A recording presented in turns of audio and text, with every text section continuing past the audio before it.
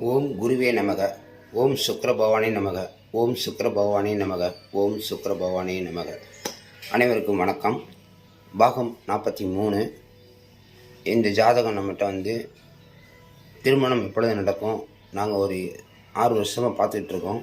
தடை ஏற்பட்டுக்கிட்டே இருக்குது. கொரோனா காலத்தில் அதுதான் தடை அப்படின்னு நினச்சோம்.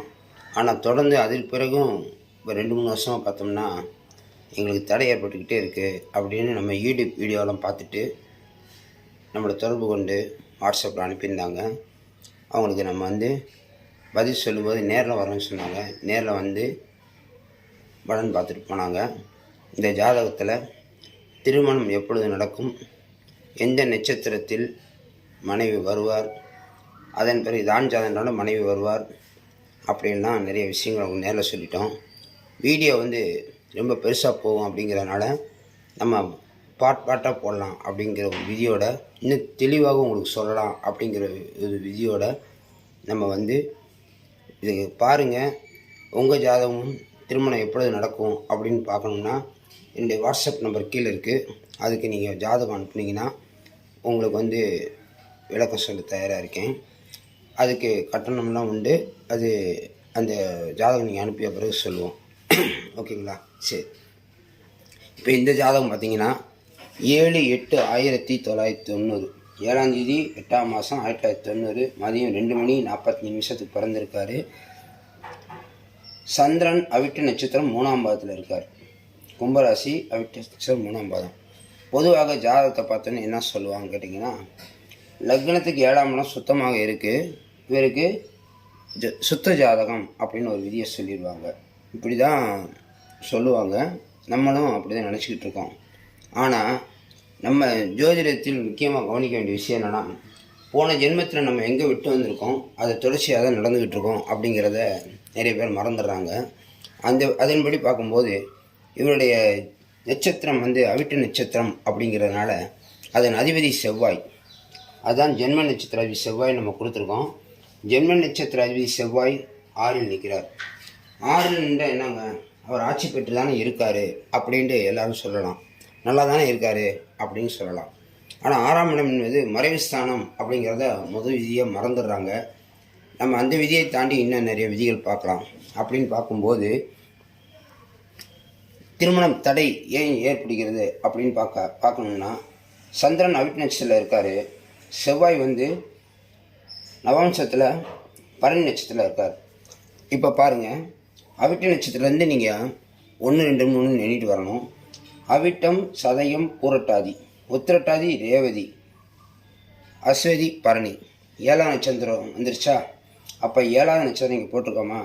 அதாவது திரும்ப சொல்கிறேன் பாருங்கள். அவிட்டம், சதயம், பூரட்டாதி, உத்திரட்டாதி, ரேவதி, அஸ்வதி, பரணி. 7ஆம் நட்சத்திரம் என்றால் வதித்தாரை, அதாவது வதி நட்சத்திரம் அப்படின்ற விதி. அப்போ இந்த ஜாதகர் இந்த காலகட்டத்தில், அதாவது இந்த ஜென்மத்தில் நான் வதைப்பட போகிறேன் அப்படிங்கிறார். பொருளாதாரத்துக்கு நம்ம எங்கேயுமே வரலை. பொருளாதாரன்றது வேலை வாய்ப்பு, வீடு, மனை, காரு, உத்தியோகம், இதெல்லாம் அதுக்கு நம்ம வரவே இல்லை. திருமணத்துக்கு மட்டும்தான் நம்ம வந்திருக்கோம். அவர் இப்போ யூஎஸ்ஏல மாதம் 3 லட்ச ரூபா சம்பாதிச்சிட்ருக்காரு. அதுக்கெல்லாம் காரணம் நம்ம அப்புறம் பார்த்துக்கலாம். அதுக்கு காரணம் என்ன கேட்டிங்கன்னா, அதையும் சொல்லிடலாம் வேணாம். குரு திசை நடந்துகிட்ருக்கு. குரு உச்சம் பெற்றிருக்காரு. அங்கே லக்னத்துக்கு 9ஆம் இடத்துல இருக்கார், பாகிஸ்தானத்தில் இருக்கார். வந்துருச்சா? 9ஆம் இடம் பாகிஸ்தானம். 2ஆம் வீட்டு அதிபதியும் கூட, 5ஆம் வீட்டு அதிபதி கூட. அதெல்லாம் பொருளாதாரத்தில், பணத்தில், சுகத்தில் எந்த குறையும் இல்லை. ஆனால் திருமணத்துக்கு மட்டும் 6 வருஷமாக பார்த்து திருமணம் நடக்கலை. அதுக்கு முக்கிய காரணமே ஜென்ம நட்சத்திர அதிபதி செவ்வாய் 6இல் நின்று 7ஆவது தாரை அப்படின்றது நிற்கிறதுனால திருமண தடை ஏற்பட்டுக்கொண்டே இருக்குது. இதுதான் முதல் தடை. 2வது விஷயம் என்னன்னு கேட்டிங்கன்னா, லக்னத்துக்கு 7ஆம் வீடு அப்படின்னு சொல்லக்கூடிய இடத்தின் அதிபதி யாருன்னா, இந்த வீட்டு அதிபதி சுக்கிரன். அந்த சுக்கிரன் பார்த்திங்கன்னா 8ஆம் இடத்தில் நிற்கிறார். அதான் களத்தரக்காரர்கள் சுக்கிரன் 8இல் நின்றார். அது ஒரு தடை. இன்னொரு விஷயம் என்னென்னா, ஆண் ஜாதகத்துக்கு கடத்தல்காரகன் அப்படின்னு பார்க்குறோம். ஓகேங்களா? இவர் 7ஆம் வீட்டு அதிபதியாக வந்திருக்காரு, கடத்தல்காரனாக வந்திருக்கார். அவர் 8ல் போய் மறைஞ்சது அது ஒரு பெரிய விஷயம். அடுத்து திசாநாதன் எடுத்துக்கிறோம். இப்போ தசாநாதன் குரு திசையில் செவ்வாய் பற்றி நடந்துக்கிட்டு இருக்கு. இந்த செவ்வாய் பற்றி கிட்டத்தட்ட பார்த்தீங்கன்னா குரு திசை 16 வருஷம் அப்படின்னு சொன்னோம்னா இன்னும் ஒரு 2-3 வருஷத்துக்குள்ளே குரு திசையை முடிஞ்சிடும். அப்போனா 13 வருஷம் இந்த திசை நடந்துக்கிட்டு இருக்கு. அப்போ இவர் வந்து வெளிநாட்டு போகிற வாய்ப்புகள்லாம் அந்த மாதிரி கிடச்சி போயிட்டார். அந்த குரு வந்து பார்த்திங்கன்னா 9ல் நிற்கிறார். இங்கேருந்து பார்த்தீங்கன்னா 9ஆம் இடத்துல இருப்பார். அவர் நின்றது சனியோட நட்சத்திரத்தில் இருக்கிறதால் 2ஆம் பாவ தொடர்பை கொடுத்துட்றாரு. தசாநாதன் 2ஆம் பாவ தொடர்பை கொடுக்குறாரு. அந்த சனி பகவான் சுக்கிரனுடைய நட்சத்திரத்தால் 8ஆம் பாவத்தில் நிற்கிற சுக்கிரனை இருப்பது மட்டும் இல்லாமல் 7ஆம் பாவ தொடர்பை கொடுத்துட்றாரு. அப்போ குரு 9ல் நின்று சனி 2ஆம் பாவத்தில் நின்று சுக்கிரன் 8ல் நின்றாலும் 7ஆம் பாவ தொடர்பை கொடுத்தாலும் இன்னொரு விதி என்னன்னா லக்ன தொடர்பு வேணும்.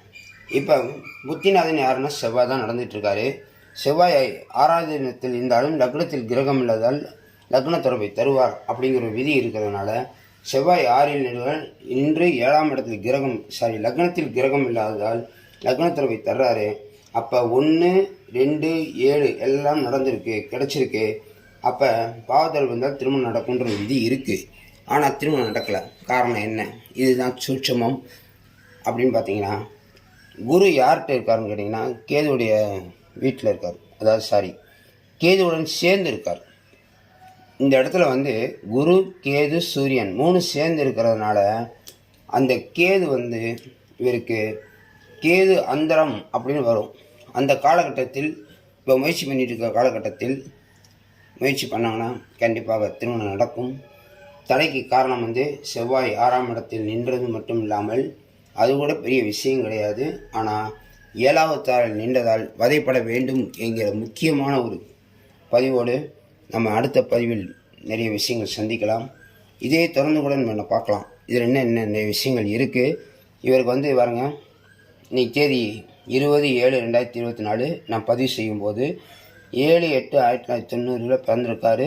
கழிச்சா 33 வயசு 11 மாதம் 13 நாள் 34 வயசுக்கு நெருங்கிட்டு இருக்கு. இன்னும் 1 மாதம் ஆச்சுன்னா, இன்னொரு 20 நாள் இருந்துச்சுன்னா இவருக்கு 34 வயசு கம்ப்ளீட்டட் ஆயிரும். இப்படி இருந்து திருமணம் நடக்காத காரணம் வந்து பணம் என்ன பார்த்தீங்கன்னா கொட்டி கிடக்குது. வீடே ஒரு 4 வீடு இருக்குது. ஏன்னா மாதம் 3 லட்ச ரூபானா வரும்ல. சரி, அது அவர் வாங்கிட்டு வந்த வரம். ஆனால் திருமணத்தை பாவ தொடர்புக்கு நம்ம வருவோம். அப்படி வரும்போது திருமணம் தடைபடுவதற்கு காரணமே செவ்வாய் 7வது நட்சத்திரத்தில் நின்றதும் ஒரு குற்றம், 6ல் நின்று மறைஞ்சது ஒரு குற்றம், சுக்கிரன் 7ஆம் வீட்டதிபதி 8ல் போய் நின்றது குற்றமாக மாறி இவருக்கு திருமண தடை கொடுத்து கொண்டிருக்கிறது. ஆனால் இப்பொழுது திருமண காலம். அடுத்த பதிவில் எந்த நட்சத்திரத்தில் செய்தால் விரைவில் திருமணம் நடக்கும் என்பதை பார்க்கலாம். 44வது பாகத்தில் பார்க்கலாம். ஓகே, இந்த பதிவு பிடிச்சிருந்தா உங்கள் நண்பர்களுக்கு, உங்கள் உறவினர்களுக்கு ஷேர் செய்யுங்க. உங்கள் வீட்லேயும் திருமண தடையாக இருந்துச்சுன்னா கீழே இருக்க வாட்ஸ்அப் நம்பருக்கு அனுப்புங்க. நம்ம திருமணம் எப்பொழுது நடக்கும்னு பார்த்து சொல்கிறோம். ஓகே, நன்றி, வணக்கம். உங்கள் ஜோதிடர் பாண்டிச்சேரி முருகன்.